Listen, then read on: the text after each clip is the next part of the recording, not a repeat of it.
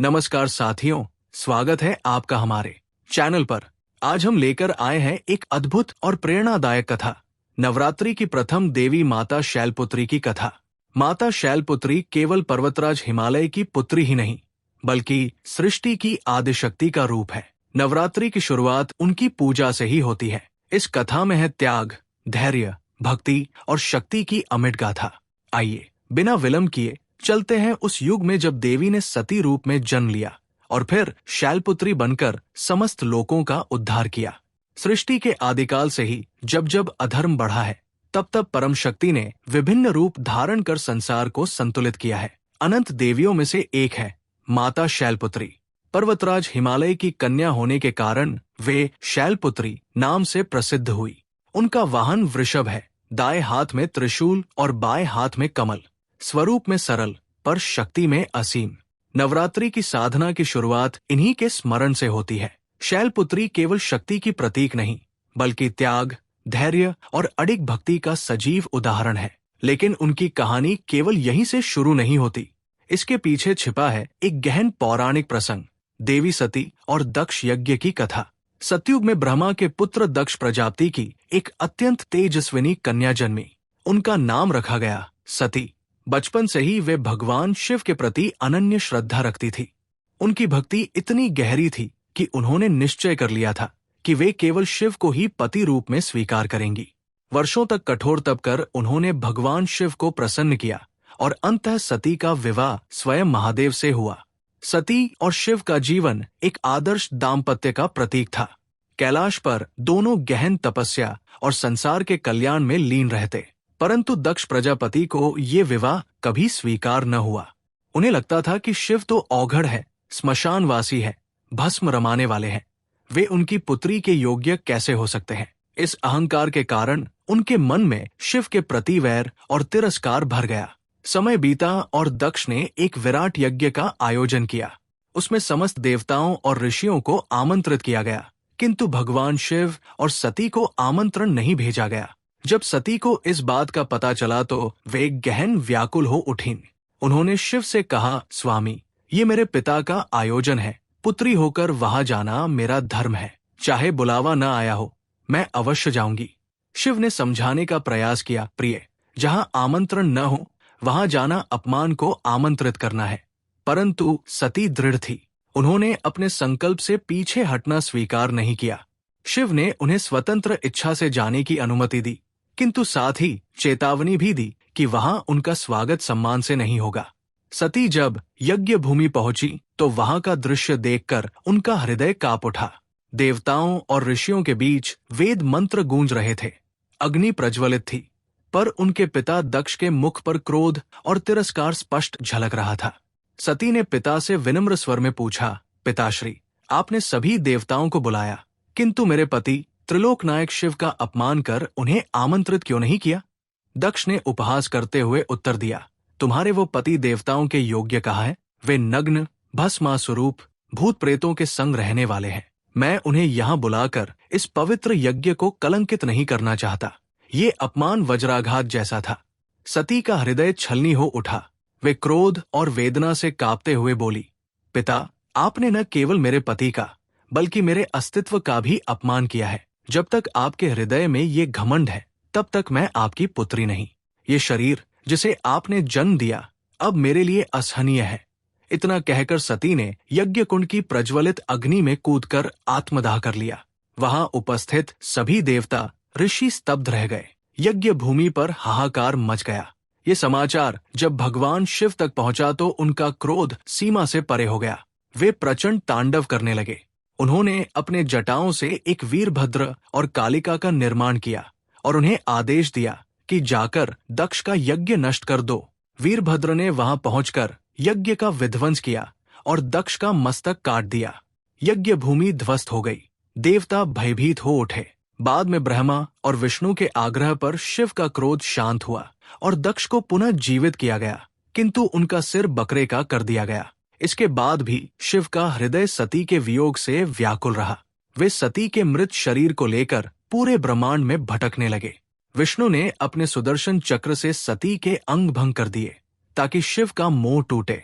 सती के अंग जहां जहां गिरे वहां शक्तिपीठों की स्थापना हुई। इस प्रकार सती ने अपने देह का त्याग किया, किंतु ये अंत नहीं था। वे पुनः जन्म लेने वाली थी, पर्वतराज हिमालय की पुत्री बनकर, और इसी नए जन्म में वे शैलपुत्री नाम से विख्यात हुई। सती का देहांत भले ही हुआ था, किंतु शक्ति अमर थी। जब जब संतुलन बिगड़ता है, शक्ति नए रूप में प्रकट होती है। उसी शक्ति ने पुनः जन्म लिया पर्वतराज हिमालय और रानी मेना के घर। हिमालय की इस कन्या ने जन्म लेते ही समूचे वातावरण को पवित्र कर दिया। चारों ओर दिव्य प्रकाश फैल गया। आकाश में देवदुंदुभियां बज उठी और ऋषि मुनियों ने अनुभव किया कि ये कोई साधारण बालिका नहीं, स्वयं आदिशक्ति का पुनर्जन्म है। जन्म के समय रानी मेना ने स्वप्न में एक अद्भुत दृश्य देखा था। उन्हें प्रतीत हुआ कि आकाश से एक शुभ्र ज्योति उतरकर उनके गर्भ में समा रही है। ये संकेत था कि उनके घर में आने वाली संतान कोई सामान्य बालिका नहीं, बल्कि जगत जननी है। जब बालिका ने जन्म लिया तो पर्वतराज हिमालय ने हर्ष से उसका नाम रखा शैलपुत्री, अर्थात पर्वत की पुत्री। बचपन से ही शैलपुत्री के भीतर असाधारण तेज विद्यमान था।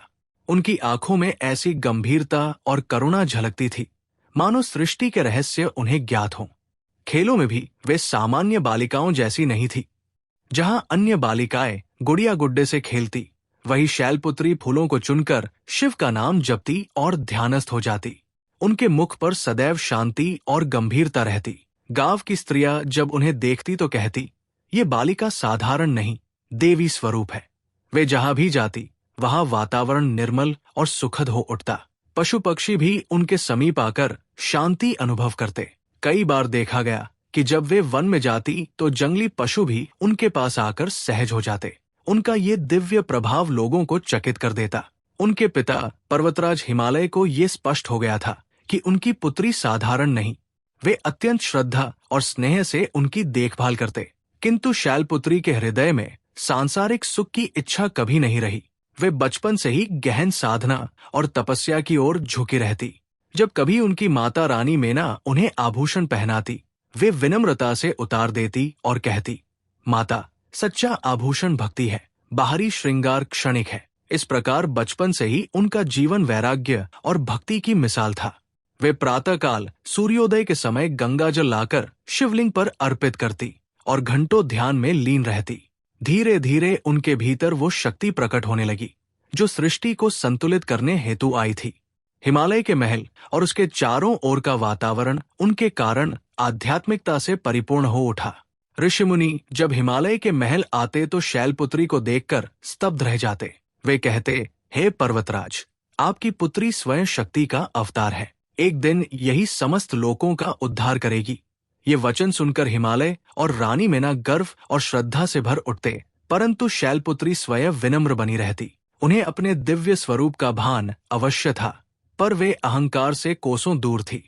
बचपन के दिनों में ही एक घटना हुई जिसने सबको और अधिक विश्वास दिला दिया कि शैलपुत्री दिव्य शक्ति है। एक दिन गांव के समीप एक विशाल राक्षस प्रकट हुआ जो लोगों को भयभीत कर रहा था। स्त्रियां और बच्चे भाग खड़े हुए। तभी शैलपुत्री वहां पहुंची। उनके नेत्र क्रोध से लाल हो उठे। उन्होंने मात्र एक पत्थर उठाकर उस राक्षस की ओर फेंका और वो तत्काल भस्म हो गया। ये देख लोग विस्मित रह गए। सबने उनके चरण पकड़कर उन्हें देवी रूपी माता के रूप में मान्यता दी। शैलपुत्री का बचपन इस प्रकार अलौकिक लक्षणों से परिपूर्ण रहा। वे धीरे धीरे युवावस्था की ओर अग्रसर हुई, किंतु उनके मन में अभी भी केवल एक ही आकांक्षा थी, भगवान शिव का ध्यान और उनसे पुनर्मिलन। क्योंकि वे जानती थी कि यही उनका वास्तविक संकल्प और पूर्व जन्म की अधूरी कहानी का अगला अध्याय है। जैसे जैसे समय बीतता गया, शैलपुत्री युवावस्था में प्रवेश करने लगी। उनका तेज और आभा अब और भी प्रखर हो चुकी थी। वे साधारण राजकन्या नहीं दिखती थी, बल्कि स्वयं शक्ति का मूर्त रूप लगती थी। पर्वतराज हिमालय और रानी मेना चाहते थे कि वे किसी योग्य राजकुमार से विवाह करें, किंतु शैलपुत्री के हृदय में केवल एक ही संकल्प था। वे अपने पूर्वजन्म के पति त्रिलोकाधिपति भगवान शिव को ही पुनः प्राप्त करेंगी। बचपन से ही उनके हृदय में शिव का ध्यान बसा हुआ था। वे घंटों ध्यान में बैठ जाती, जप करती और वन में जाकर गहन साधना करती। जब कोई उनसे कहता कि क्यों तुम इतनी छोटी उम्र में तपस्या करती हो, तो वे शांत स्वर में उत्तर देती, मेरा जन्म केवल भोग और सुख के लिए नहीं हुआ। मैं यहाँ अपनी अधूरी प्रतिज्ञा पूर्ण करने आई हूँ। जिस शिव का मैंने पूर्व जन्म में वर्ण किया था, वही मेरे स्वामी है और वही मेरे जीवन का लक्ष्य है। धीरे धीरे उनका ये संकल्प और दृढ़ होता गया। उन्होंने निश्चय किया कि वे कठोर तपस्या कर भगवान शिव को पुनः पति रूप में प्राप्त करेंगी। शैलपुत्री ने राजमहल के सुख सुविधाओं का त्याग कर दिया। वे हिमालय की गुफाओं में जाकर व्रत उपवास करने लगी। कभी कभी तो वे महीनों तक केवल बेलपत्र और गंगा जल पर जीवन व्यतीत करती। उनकी तपस्या इतनी कठिन थी कि देवता भी आश्चर्यचकित हो उठते। ऋषिमुनि जब उनसे मिलने आते तो कहते, देवी, आपके इस तप से समस्त लोग पवित्र हो रहे हैं। आपके संकल्प के आगे तो स्वयं देवताओं का भी मस्तक झुकता है। परंतु शैलपुत्री निष्ठापूर्वक ध्यान में लीन रहती। उनका शरीर क्षीण होता जा रहा था, पर उनके नेत्रों में अद्भुत तेज था। एक रात जब वे हिमालय की बर्फीली गुफा में ध्यानस्थ थी, अचानक समूचा वातावरण प्रकाश से भर गया। दिव्य संगीत गूंजने लगा और वहां प्रकट हुए स्वयं भगवान शिव। उनके दर्शन मात्र से पूरा हिमालय लोक पुलकित हो उठा। शिव ने गंभीर स्वर में कहा, देवी, तुम्हारा तप असाधारण है। तुम्हारी भक्ति ने मुझे बांध लिया है। तुम वही सती हो जो मेरे हृदय में सदैव विराजमान थी। इस जन्म में तुम शैलपुत्री बनकर आई हो और अब पुनः मेरी अर्धांगिनी बनोगी। शैलपुत्री ने आंसुओं से भरे नेत्रों से शिव के चरणों में प्रणाम किया। उनके हृदय की साधना पूर्ण हो चुकी थी। उनके पूर्व जन्म का अधूरा संकल्प अब सिद्धि को प्राप्त हुआ। देवताओं ने आकाश से पुष्पवृष्टि की और सभी लोकों में मंगल ध्वनि गूंज उठी। शीघ्र ही पर्वतराज हिमालय के महल में शिव और शैलपुत्री का विवाह धूमधाम से संपन्न हुआ। वो दृश्य अद्वितीय था। त्रिलोकपति शिव अपने गणों और देवताओं के संग बारात लेकर आए और पर्वतराज की कन्या शैलपुत्री को वरण किया। ये विवाह केवल दैवीय संयोग नहीं था, बल्कि ये सृष्टि को ये संदेश देने के लिए था कि भक्ति और तपस्या कभी व्यर्थ नहीं जाती। शैलपुत्री, जो पहले सती रूप में पिता के अहंकार का शिकार बनी थी, इस बार शिव की अर्धांगिनी बनकर पुनः संसार के समक्ष प्रकट हुई। उनका ये रूप और ये कथा मानव जाति के लिए प्रेरणा है। त्याग, धैर्य और भक्ति से सब कुछ संभव है। उसी समय से नवरात्रि के प्रथम दिन उनकी पूजा की परंपरा स्थापित हुई। इस दिन भक्त उनकी आराधना करके साधना का आरंभ करते हैं, ताकि वे भी अपने जीवन में दृढ़ता और भक्ति प्राप्त कर सकें। भगवान शिव से विवाह के पश्चात शैलपुत्री कैलाश की अधिष्ठात्री बन गई। वे अब केवल हिमालय की पुत्री नहीं रही, बल्कि संपूर्ण सृष्टि की जननी के रूप में पूजित हुई। उनका स्वरूप भले ही कोमल और शांत था, किंतु उनके भीतर अनंत शक्ति निहित थी। उनके दाएं हाथ में त्रिशूल और बाएं हाथ में कमल इस बात का प्रतीक थे कि वे एक साथ संहार और सृजन दोनों की शक्ति रखती है। उनका वाहन वृषभ स्थिरता और धैर्य का प्रतीक था, जो दर्शाता है कि जो भक्त स्थिर मन और अडिग विश्वास से भक्ति करता है, वही देवी की कृपा प्राप्त करता है। शैलपुत्री की कथा ये संदेश देती है कि चाहे परिस्थितियां कितनी ही विपरीत क्यों न हो, भक्ति और संकल्प से सब कुछ संभव है। उन्होंने पूर्व जन्म में अपने ही पिता के अपमान के कारण प्राण त्याग दिए, किंतु अगले जन्म में उसी भक्ति और तपस्या के बल पर पुनः अपने प्रिय शिव को प्राप्त किया। ये कथा हर भक्त को सिखाती है कि सच्चा प्रेम और सच्ची भक्ति कभी व्यर्थ नहीं जाती। नवरात्रि के प्रथम दिन माता शैलपुत्री की पूजा का विशेष महत्व है। ये दिन साधना की शुरुआत है और शैलपुत्री स्वयं साधना और तपस्या की आदर्श है। इस दिन भक्त प्रातःकाल स्नान कर स्वच्छ वस्त्र पहनकर कलश स्थापना करते हैं और शैलपुत्री की आराधना से नवरात्रि का शुभारंभ करते हैं। उनकी पूजा से मन और आत्मा शुद्ध होती है। ऐसा माना जाता है कि जो व्यक्ति इस दिन शैलपुत्री का ध्यान करता है, उसे स्थिरता, धैर्य और भक्ति की शक्ति प्राप्त होती है। व्रत रखने वाले भक्त जब दिन भर उपवास करते हैं और सायंकाल आरती में या देवी सर्वभूतेषु शक्तिरूपेण संस्थिता का स्मरण करते हैं, तो शैलपुत्री उनके हृदय में धैर्य और विश्वास का संचार करती है। उनकी कृपा से मनुष्य सांसारिक मोह से ऊपर उठकर आध्यात्मिक मार्ग पर अग्रसर होता है। उनके उपासक को जीवन में किसी भी प्रकार का भय नहीं सताता, क्योंकि शैलपुत्री ही वो शक्ति है जो हर प्रकार की बाधाओं को दूर कर देती है। शास्त्रों में कहा गया है कि शैलपुत्री की उपासना से कुंडलिनी शक्ति जागृत होती है और साधक आध्यात्मिक उन्नति प्राप्त करता है। वे मूलाधार चक्र की अधिष्ठात्री देवी है, इसलिए नवरात्रि का प्रथम दिन आत्मिक साधना और जागरण का प्रथम चरण माना जाता है। जो साधक इस दिन पूरे श्रद्धा और विश्वास से उनका ध्यान करता है, वो अपने भीतर छिपी दिव्यता को पहचानने लगता है। तो मित्रों, ये थी माता शैलपुत्री की संपूर्ण कथा। यदि आपको ये कथा अच्छी लगी हो तो वीडियो को लाइक और शेयर जरूर करें। चैनल को सब्सक्राइब करें और बेल आइकन दबाएं, ताकि ऐसी ही दिव्य कथाएं आप तक समय समय पर पहुंचती रहें। जय माता दी।